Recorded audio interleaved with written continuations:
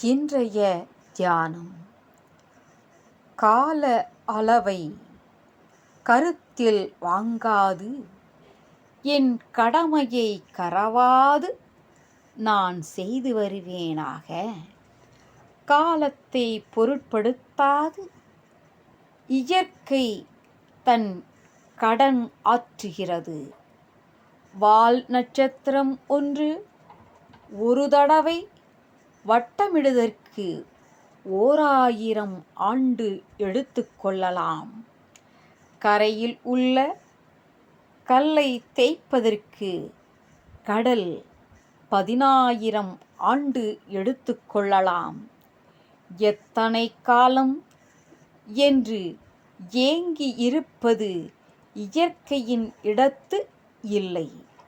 மனிதன் மட்டும் தனது அற்ப காரியம் அதிவிரைவில் நிறைவேற வேண்டும் என்று ஆத்திரப்படுவது எதற்காக?